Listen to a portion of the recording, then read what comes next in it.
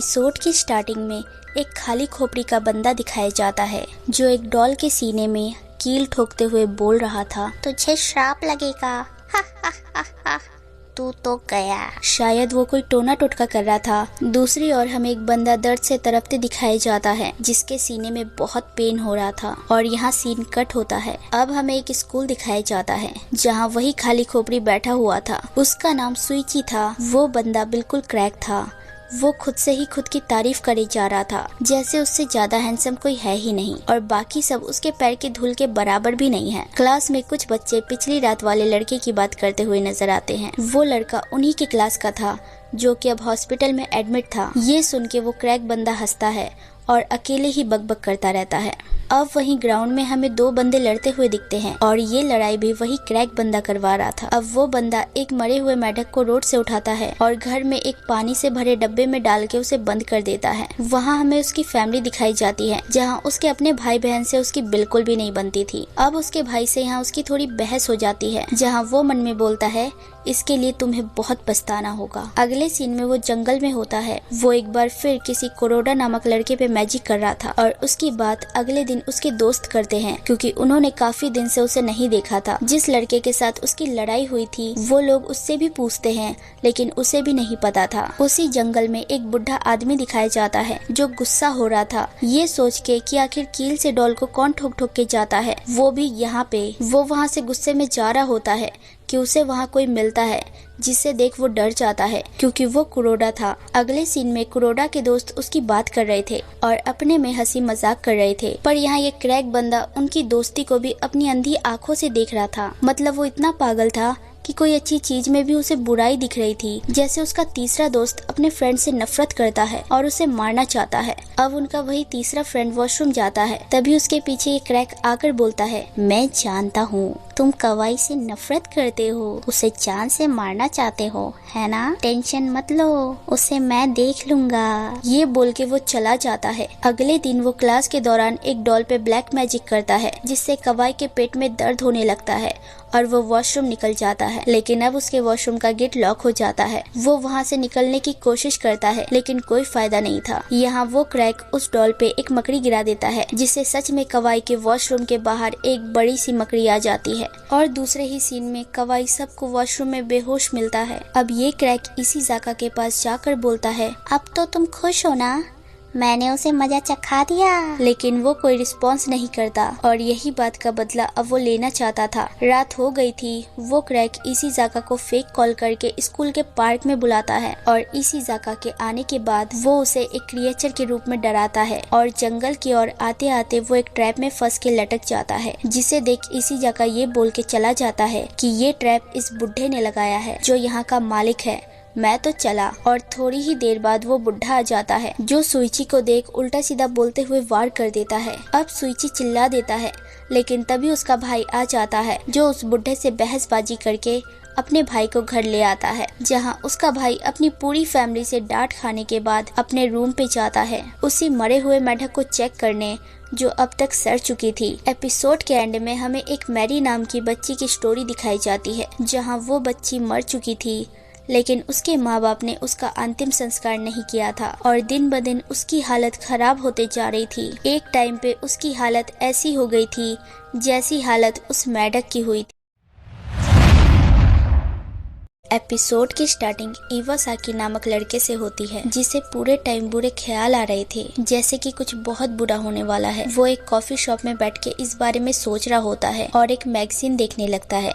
तभी उसकी नजर मैगजीन में एक मॉडल पे जाती है जो काफी क्रीपी टाइप की थी जिसे देख वो डर जाता है और उसके ख्याल उसे सोने तक नहीं दे रहे थे। वो हमेशा उसी लेडी के बारे में सोच सोच के डर में जीने लगा था। वो ये बात अपने फ्रेंड ओडा से भी शेयर करता है लेकिन वो उसे भूल जाने को बोलता है और उनकी बातों से हमें पता चलता है वो लोग कोई फिल्म बना रहे हैं जिसकी स्क्रिप्ट इवासाकी को लिखनी थी जो वो लिख नहीं पा रहा था। खैर दिन गुजरते गए और वो लेडी उसके दिमाग से निकल गई। अब उसके फ्रेंड का ग्रुप दिखाया जाता है जो कि बहुत खुश थे क्योंकि उन्होंने ग्रैंड प्राइज जीता था। अब वो लोग अपनी अगली फिल्म के लिए लड़कियों का ऑडिशन लेने की सोचते हैं। अगले सीन में उनके पास 3 सबमिशन आ गए थे जिसे देख वो निराश थे क्योंकि ये काफी कम था। खैर वो लोग लिफाफे को खोल के देखते हैं जिसमें से उन्हें एक लड़की अच्छी लगती है, लेकिन दूसरे लिफाफे को खोलने के बाद वो लोग हैरान हो जाते हैं और इवासाकी डर जाता है क्योंकि उसमें वही मॉडल थी। अब ओडा सोचता है क्यों ना उसे भी मूवी में ले लिया जाए, इसके डरावने शक्ल से मूवी में 4 चांद लग जाएंगे। लेकिन इवासाकी उसे मना करता है पर ओडा उसे मना लेता है। अगले सीन में वो लोग फर्स्ट लड़की का ऑडिशन लेते हैं। तभी वहाँ वही मॉडल आ जाती है जिसका नाम फूची था। उसे देख इवासाकी डर जाता है, लेकिन ओडा मजाक मजाक में बोल देता है कि इवासाकी आपका बहुत बड़ा फैन है, जिस पे वो स्माइल करती है। अगली सीन में इवासाकी ओडा को डांटता है कि ऐसा बोलने की जरूरत क्या थी और उसे प्रोजेक्ट से निकालने की बात करता है। लेकिन ओडा को लगता है वो देखने में वैसी है, क्या पता एक्टिंग मस्त करे, इसलिए वो उसे नहीं निकालता। मगर ये चीज इवासाकी को अच्छी नहीं लग रही थी। अब वो लोग कार में जा रहे होते हैं, तभी उनका फ्रेंड एक जोक मारता है ये बोलते हुए, पहाड़ों पे हम जरूर हॉरर मूवी शूट करने जा रहे होंगे, जिस पे सब हंसते हैं। लेकिन वो लेडी भी हंसती है और उसके दांत देख के सब सहम जाते हैं। पहुंचने के बाद वो सब उसकी बात करते हैं क्योंकि वो इस दुनिया की लग ही नहीं रही थी। अब शूटिंग स्टार्ट होती है और सब के सब फर्स्ट लड़की पे ही ध्यान दिए जा रहे थे, जिस पे उस लड़की को अच्छा नहीं लगता। दूसरी ओर वो सारे फ्रेंड इस लेडी से कैसे छुटकारा पाया जाए ये प्लान बना रहे थे। तभी उनमें से एक फ्रेंड दौड़ते हुए आता है और डरते हुए बताता है वो लेडी उस लड़की को पहाड़ों पे खा रही है क्योंकि हम बस उस पे ध्यान नहीं दे रहे थे। जिस पे वो लोग उसकी बात का यकीन नहीं करते और देखने जाते हैं जहाँ सच में हर तरफ ब्लड ही ब्लड दिखता है और उनके पीछे से वो लेडी निकलती है जिसके फेस पे ब्लड लगा था और अब वो 4 गुना ज्यादा लंबी हो गई थी। ये देख सब भागने लगते हैं, लेकिन वो उसके वही फ्रेंड को पकड़ लेती है जिसने उन्हें बताया था। अब भागते हुए इवासाकी भी गिर जाता है, लेकिन बाकी 2 भाग जाते हैं। इवासाकी पीछे देखता है तो वो लेडी उसके दोस्त को खा चुकी थी। अब हमें हॉस्पिटल में एक लड़की दिखाई जाती है जिसका नाम मामी होता है। वो मरना नहीं चाहती थी और वो किसी से काफी डर रही थी, जिस पे डॉक्टर बोलते हैं वो हमारा पेशेंट है जिसे तुमने देखा, लेकिन वो मानने को तैयार नहीं थी। उसे लगता है जैसे कोई यमलोक से आता है उसे ले जाने। मामी जिसे देख के डरती थी उसका नाम मुकोडा था। वो कुछ मंथ पहले डॉक्टर के पास आया था ये बोलने कि उसके सपने धीरे धीरे लंबे होते जा रहे हैं और हर रोज काफी डरावने होते जा रहे हैं, जिस पे डॉक्टर उसे तसल्ली देते हैं। लेकिन पिछली रात वाले सपने 1 साल के बराबर थे, वो ये बताता है, जिससे वो बहुत डर गया था। वो डॉक्टर को सब ठीक करने बोलता है वरना वो हर रोज लंबे लंबे सपने देखने लगेगा। डॉक्टर उस पर रिसर्च करते हैं और उसकी नींद पे गौर करते हैं और सच में उसकी आंखें घूमने लगती हैं और माइंड की एक्टिविटी काफी तेज हो जाती है, जिस पे वो उसका यकीन कर लेते हैं। लेकिन तब से अब तक मुकोडा काफी बदल गया था। डॉक्टर उसे देखने जाते हैं लेकिन वो अब एक ज़ॉम्बी लग रहा था। वो उठ के कुछ पहचान नहीं पाता और जब उसे याद आता है तो वो अपनी वाइफ का नाम लेता है। वही वाइफ जो उसे देख के डर जाती है। वो उसके पास जाता है लेकिन वो उसे यमदूत बुलाती है। ये देख वो सैड होता है और डॉक्टर को बोलता है मुझे ठीक कर दो, कहीं ऐसा ना हो मेरे सपने इतने लंबे हो जाए कि मैं कभी उठ ही ना पाऊं। लेकिन कुछ टाइम बाद यही होता है, वो मर चुका था और वो रेत की तरह हवा में मिल जाता है। अब डॉक्टर उसके ब्रेन का जांच करते हैं जिसमें उन्हें कांच जैसा कुछ मिलता है। अगले सीन में मामी का भी सेम हाल था, उसे भी लंबे सपने आने स्टार्ट हो गए थे। अब यहाँ हमें पता चलता है ये सब के पीछे ये पागल डॉक्टर ही है, जिसे भी मौत से डर लगता है। वो उसे ऐसा कुछ देता है कि उसे उसके सपने लंबे लगने लगते हैं और वो सपने में ही जिंदा रहता है और मरने का डर उसके अंदर से चला जाता है क्योंकि वो सपने में ही मर जाते हैं। एपिसोड की स्टार्टिंग एक सुनसान सड़क से होती है जहाँ एक लड़की थी। वहीं से एक अनजान बंदा आ रहा होता है जिसे वो बोलती है, हेलो क्या आप मेरा भविष्य बता देंगे? क्या मेरा प्यार सच होगा? जिसपे वो बंदा बोलता है, तुम्हारा प्यार कभी सच नहीं होगा। अगले सीन में हमें एक फुकाडा नामक बंदा दिखाया जाता है जो क्लास में न्यू था। सर उसका इंट्रो सभी स्टूडेंट को दे रहे थे। वहीं उसे एक लड़की जानती थी जो उसके साथ किंडरगार्टन में पढ़ती थी। उसका नाम मिडोरी था, जिसे देख फुकाडा खुश होता है। अब वो लोग घर जा रहे होते हैं, जहाँ मिडोरी के साथ उसकी फ्रेंड भी थी, जो फुकाडा को बताती है कि मिडोरी लड़कों में कितनी फेमस है और सब उसे पाने के सपने देखते हैं। बात करते करते भविष्यवाणी की बात होने लगती है उन दोनों लड़कियों में, जिसपे वो दोनों फुकाडा से पूछती है, भविष्यवाणी सच होती है या झूठ? वो बोलता है, इन सब चीजों से जितना दूर रहो उतना अच्छा है। ये बोल के वो चला जाता है। अब फुकाडा अपने रूम पे था, जो बोलता है, ऐसे ही लोग सड़कों पे भीड़ लगाते होंगे भविष्यवाणी जानने के लिए, और मुझे पता है उनका सवाल क्या होगा, क्या मेरा प्यार सच होगा?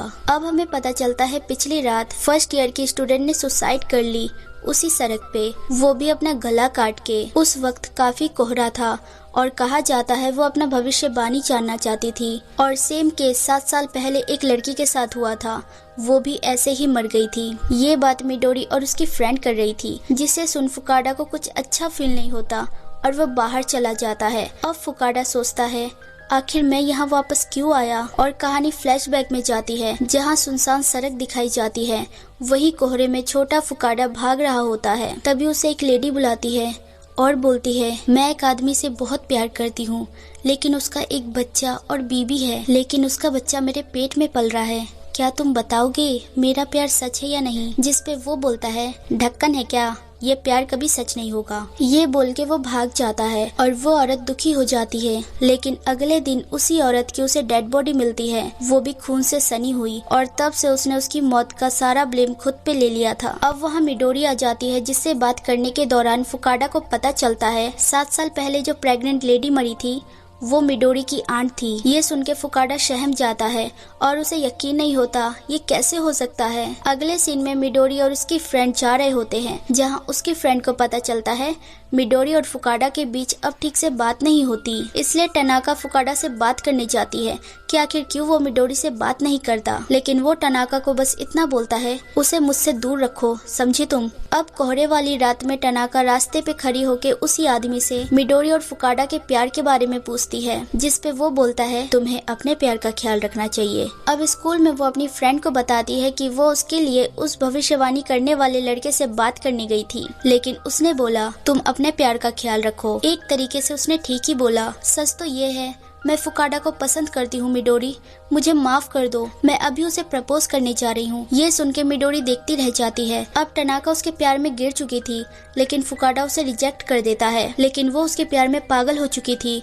फुकाडा की एक भी बात उसके भेजे में नहीं जाती। उसका तो फेस तक अजीब हो गया था। एक बार फुकाडा ने उसे सुना भी दिया था। अब फुकाडा को पता चलता है आज फिर से एक लड़की की उस सड़क पे डेथ हुई है, लेकिन मरने वाली टनाका नहीं थी, वो तो बस फुकाडा को फॉलो करती रहती थी। अब वो दोनों उसी सड़क पे जा रहे होते हैं, जहाँ फुकाडा उसे सॉरी बोलता है क्योंकि उसने उसे कल बहुत डांटा था। लेकिन टनाका बॉक्स कटर निकालती है और खुद का गला उसी टाइम काट लेती है, जिसे फुकाडा बस चिल्लाता ही रह जाता है। अब फुकाडा फैसला करता है वो भविष्यवाणी बताने वाले लड़के को खोजेगा। उसे खोजने के लिए फुकाडा खुद सबको भविष्यवाणी बताना स्टार्ट कर देता है और जो भी उसे मिलता है वो सबको मोटिवेट करता है। लेकिन तभी उसे सुनसान रास्ते पे वही लोग मिलते हैं जो मर चुके थे, पर वो अपना काम जारी रखता है। लेकिन एक दिन उसे वो बंदा मिल जाता है जो भविष्यवाणी बताता था, पर उसका पीछा करते करते वो अजीब सी जगह आ गया था और वो बंदा भी गायब हो गया था। तभी फुकाडा को एक लड़की दिखती है जो उसे सामने इशारा कर रही थी। दूसरी ओर मिडोरी फुकाडा का पीछा करते हुए वही सुनसान सड़क पे आ गई थी, जहाँ कोहरा ही कोहरा था। अचानक उसे वही बंदा दिखता है जिससे वो भविष्यवाणी नहीं पूछना चाहती थी, लेकिन उसकी अंतरात्मा भविष्यवाणी पूछने की जिद कर रही थी।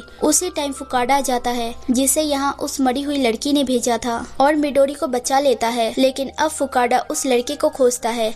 तब तक वो कोहरा हट चुका था और वहाँ कोई भी नहीं था। वो मिस्टीरियस बंदा कौन था, कहाँ से आया था, इंसान था भी या नहीं, ये किसी को भी नहीं पता। लेकिन वो जब भी किसी के सामने आता था तो ना चाहते हुए भी लोग उससे भविष्य पूछते थे और कुछ ही टाइम बाद पागल हो जाते थे और अगले दिन उनकी लाश ही मिलती थी।